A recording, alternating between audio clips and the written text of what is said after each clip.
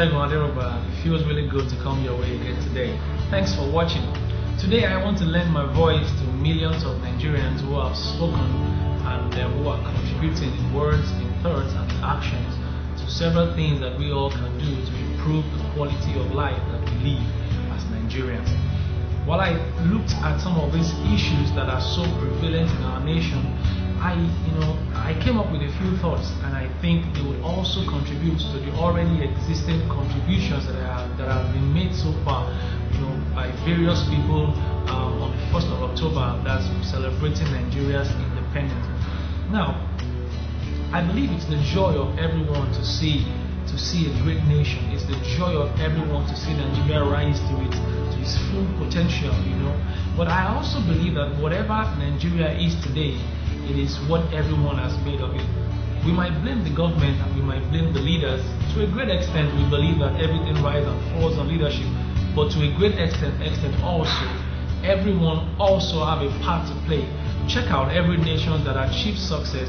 It's a joint collective effort of both leadership and both followership. Now, to achieve a great nation, to become our best as a nation, there are a few things that I also want to add to what has been said so far. Number one is this: if we all continue to complain, things are not going to get better. I learned this far back several years ago while I was a student under the leadership of the Archbishop Benson, and he constantly talked about the need why Nigeria should stop complaining and start seeing a future that can be made possible by everybody. And I think that as long as we complain, it removes us from the focus that really and truly to raise our nation to become what we all desire it to be. It is something that we can only see the moment we stop complaining. As long as we continue to complain, we would never be able to focus or direct our energy towards achieving something substantial. Number two, let's approach national issues with more prayer. Let's stop taking things with levity, and let's just stop blaming leaders and blaming government, blaming the parastatals that are existing, blaming this, blaming that. Let's approach things prayerfully. Let every man go on their knees, and pray for Nigeria. I believe that much more than the effort that we put to put things in place, much more than the change of power in leadership, we need to constantly call upon God to help Nigeria, call upon God to help the leaders, call upon God to help the system itself. There are men whose work is just to frustrate things. These kind of people, ordinary setting up systems and policies might not be able to deal with them as such, because in a way they have certain kind of demonic agendas, even known or unknown to them. Only by prayer, only by calling upon God are we able to deal with such motives that are not seen or revealed to the eyes of physical men. Number three is this: I like us to embrace a new way of thinking. What do I mean by this? Let's study the nations that have gone through similar things that we are going through right now and how they've been able to manage it. I'm talking about nations like Singapore. I might want to refer a bit to India as well. Let's study nations like America. Great nations. What did they do? What can we learn from them? I know that quite a lot of our leaders travel to these countries, and I think that they should feel very challenged with what they see. How a nation like Singapore was able to rise through leadership from third world to first world. I read that book, From Third World to First, such an inspiring book, and I think every leader should get a copy of that book and read. Let's challenge our thinking. Let's embrace the way that people who have made history, let's embrace how they think. Nations like South Africa, people like Mandela, how do they think? I came across Mandela's book, the one he wrote from the prison. The book was so insightful, and I'm like, wow. Reading that book feels as though I was having a conversation with the man himself, and I'm like, quality nation will only come out of quality minds. So if we continue to approach national issues, the way we've been doing, with levity and and the same way of we've been thinking, we might not be able to make so much difference. So let's open our mind. Let's embrace new way of thinking. Let's embrace new ideas. Then number 4 is this.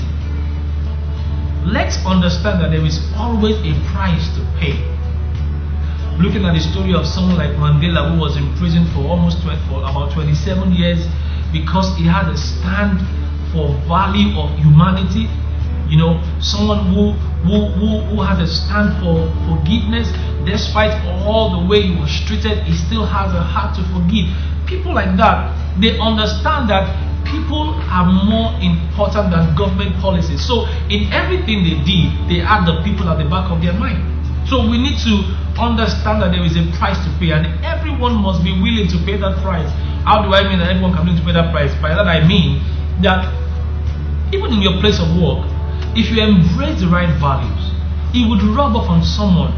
Then the another person embrace the right values. Let's create a chain where value can spread, not greed. Number 5, I want to go quick because of time.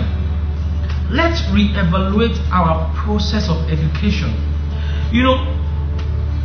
With over 45% of unemployed graduates, if you go on Sahara Reporters, this report is fueled by statistics on Jobberman. 45% of Nigerian graduates are unemployed.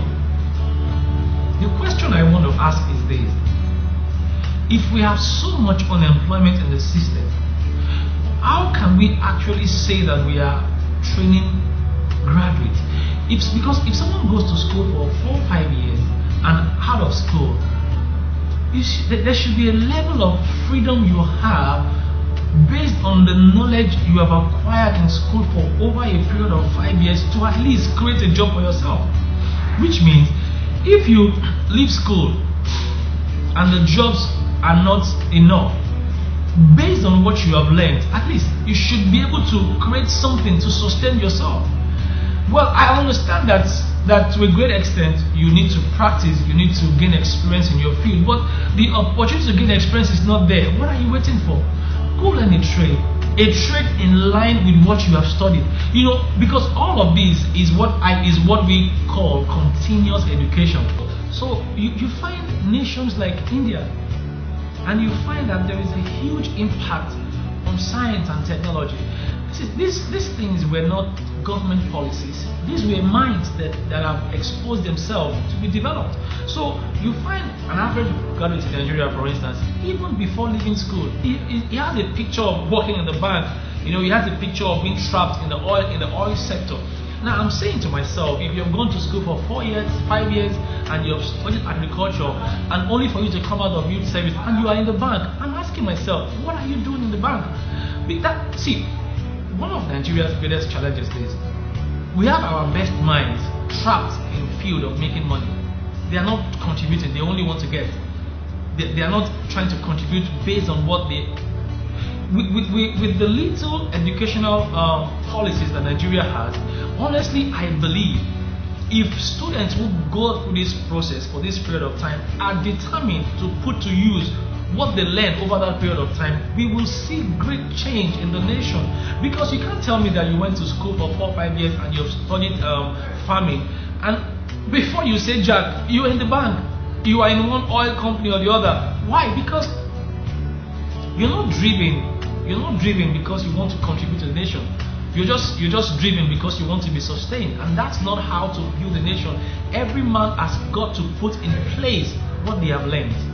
I'm telling you this because you find, like we're saying also before now, that there are several ways that people get educated. So it's not only those who go to university that are able to educate their mind, that are able to create values, because education primarily is about values and policies. What can you bring to the table based on what you have learned? For instance, you learn shoemaking, and I want to ask you, with the shoe that you have, with the things you've learned about shoemaking, what can you offer that can take Nigeria forward? Can you not also open your minds to to the psychology of shoemaking, such that when people wear your shoe, they'll ask themselves, who made this shoe? And that's the greatest marketing tool. When someone asks, who did this? That has been to my great advantage. I do something and people ask, who did this? And that's also. So let's reevaluate this process. It's much more than what government put in place. It's also about how well we are able to go even out of our way to embark on research to profit the nation. What problems do we have today? I believe that the answer to Nigeria is not with the government, it is still with the people, because you and I can actually, based on what we have studied, come up with discoveries, come up with, so look for example, a drink like Treble. Why the Nigerians buy a bottle of Treble for as much as 12,000? That's what Yorubas call agbo. It's just modified. Yeah. But someone came up with, and today it's all over the place. And I'm saying that you've gone to school, you've studied something related to medical science, only for you to come out, you're not contributing. So how will the nation go forward when everybody just wants to make money at all costs? Even though to a large extent, because of the level of greed that Nigeria is experiencing right now, everybody just wants to take for themselves, coming from the top, because whatever comes from the top will always flow to the bottom. So everyone is concerned about what they can take for themselves. So when you leave school, when you leave a line of study, you are quick to think of what you can grab out of it. But do you know that the way to build wealth is not to look for sustenance, is to look for how well what you have learned can contribute by becoming significant to a system. So like I was saying, that we need to revisit it. What you are studying should contribute to national development. It might look very insignificant that you have gone to study agriculture, for instance, and then you've gone to the farm. It might look super insignificant to you, but let me tell you, if 1,000 students who studied agriculture go to start 1,000 farms, just imagine the ripple effect that will take on the cost of feeding the nation. That's why I'm saying that stop chasing yourself. You have to look beyond you, look to the fact that with what you have studied, you can actually contribute to a great nation. Yesterday, someone was talking about policies, that sometimes government policies don't really encourage things to happen for people who have gone through studies like this. But I also believe that there are certain things that we do that are policy proof. Like for instance, you have your own farm. Yes, some things might affect you, cost of machine, but to a large extent, you still have control over that is what it means to actually dominate. To have control over what you have studied. You have your own farm, you have your own business based on, yes, you are going to experience a few times of failure. That is normal. Everyone who's gone great have gone through that. But at least start the process. Now, I want to also emphasize on my 6th point. We need to become weary of religion and religious institutions. Now, you might quickly want to attack me here. You might quickly want to attack me here about church or some kind of institutions. Praying alone would not solve our problem. A few days ago, I posted something online and I said, okay, imagine someone who has a good voice and can sing, but never makes out time to go to the studio, but always at night vigil, praying and calling upon God for breakthrough. And I'm asking, what more breakthrough do you want? God has given you a voice. Your voice can go a long way to change Nigeria. You see, we don't value all these small things, this small impact, but we run to God for everything, and then God will say, see, I've given this thing to you, why don't you develop it? I'm not going against prayer or anything. No, I pray a lot. If you know me very well, I pray for Nigeria, and I encourage people to pray for the nation. But I'm also saying that much more than praying, let us look inside and see what we can do on our own to improve the quality of life that we live. So let's stop chasing church. Let's stop playing church. Let's stop playing religion. Let's stop all this life of do's and don'ts. I'm asking that if we truly know God, what we know of God should be able to contribute to a large extent to the policies that is being made. So if your Christianity is not impacting the nations, I think you should check it.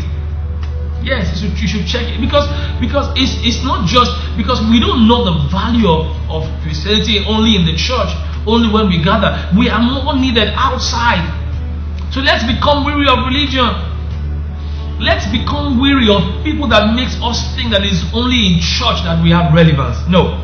We are the salt of the earth. We are called to preserve the earth. We don't preserve the earth by just sitting down in church and doing nothing when we get back to the world. We are more needed in the world, more than ever. You say, yes, why are you speaking like this? Because I understand that there are several believers who will do nothing, only pray and ask God for it. I know people like that. What are you doing this year? Don't worry, God will do it. Really? 1 year has gone again. What are you doing? Don't worry, God is on my case. Another year has gone. What are you doing? It is well. The Lord is good. And I'm like, time is running. God will not do for you what you can do for yourself. My father in the Lord, Pastor Adeboye, says that the Lord, God will only do, because God has his own path. You have your own path. God will not cook for you. You've got to go to the man. You see, God will not grow your business for you. He will give you the wisdom, but you have to embrace the path of hard work. Don't run away from hard work in the name of prayer. Number 7 is this: let us support leadership. Let's understand that the kingdom of this world belongs to God, and God gives it to whoever He pleases. We can't. There are certain things about leadership I don't worry myself about, because I understand that God is involved. It doesn't matter how you see it. It doesn't matter how you say it. I know for sure that God. So let's support them in a little way that we can.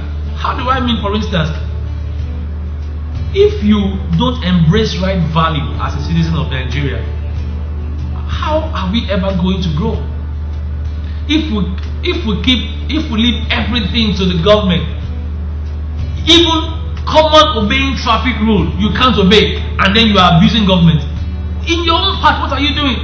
Clean your gutter, you won't clean. Flood comes, wipe people away. Is that government fault? Take care of your family. Look after your family.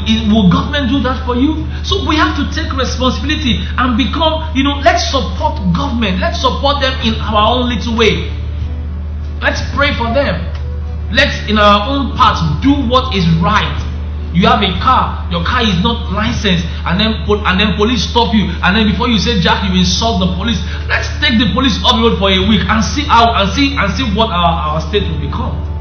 Let's stop this life of habitually becoming insultive to government officials, saying that, well, I know that there are a lot of things are wrong, but we can also provide some level of support by doing what is right. Even the Bible says that if you do what is right, the authorities would come less after you. You don't pay your tax. How do you want Nigeria to grow? Do your own part. Then I say again that number 8, my 8th point is this: let us pay attention to the youth. Now here I speak to government, and I say that young people all over the world need your attention. They need your help. They need policies that can help their future. They have their part to play. You have your part to play. And I believe that to a great extent, the government of this day has done really well. And honestly, I'm praying for them. But I believe that even much more, we need more programs that will be centered on youth development. We need more programs that will focus on not just giving money to someone and then some is supposed to take up like about 100%, only 5% gets to the masses. We need to create a system and a structure to ensure that when something is apportioned to the youth, it gets there. We have to work that out, and I know that it is possible, it's attainable. We need to create more time to listen to what the young people have to say. People in government need to go to the universities and have meetings with the leaders. Okay, what can we do? How can we come in? So we can play our own part. That's how to grow a nation. That's how to grow a nation, alright? And I believe that God will help us on this. Two more points is this. We need to reach out to the helpless, the hopeless, and those people in the slums. We don't want to build a great Nigeria with area boys still troubling everybody. Check it out. At the time when people take to a life of crime is not something they really want to do. Something pushed them. Well, to a large extent, they are not excusable. There is a great need for us to pay attention to the area boys, to the touts, to those living on the bridge. And at this time, I want to talk to all the NGOs who are moving around, mobilizing funds to carry out their activities. We need to seriously consider these boys, because no one in his right senses wants to build a life without being a tout. No one. They also want to live like everyday human beings. They do, but if you ask them, they are not always excited about the life that they live. We need to create programs to help them. The church is doing so much on this, but the church is not. The church needs the support of all the other NGOs. Everyone should come together, visit these boys from time to time, see how well we can empower them, not just giving them money or food or just giving them tipo, but how we can help them move out of that life permanently. 5, 10, 15, 20 years from now, things will have changed. If we leave these boys unattended to, they will make the nation a hell for us. Let's go after them. Let's show them that we love them. Let's care for them. Let the police also do their best to create a program. I know the police can actually do this also. Much more than policing and chasing them up and down, arresting them today, locking them up tomorrow. They can also devise programs to empower these boys. These boys can be useful in national development. The army can also come in. They can train these boys. They'll be very useful too. These boys have so much energy. These energies can be channeled towards national development, much more than chasing them and seeing them as riff-raffs. Some of these boys can even provide more answers if we go after them and educate them. Yes, if we go after them and educate them, because they have a lot of energy. They don't burn so much energy on driving in traffic. They don't. So they have a lot of energy to put to national development as well. Now, I said that the church is trying so hard, and I also think the church leaders also need to call people they are leading to become aware of national development. What do I mean? We can't influence the system if we are not willing to be a part of it.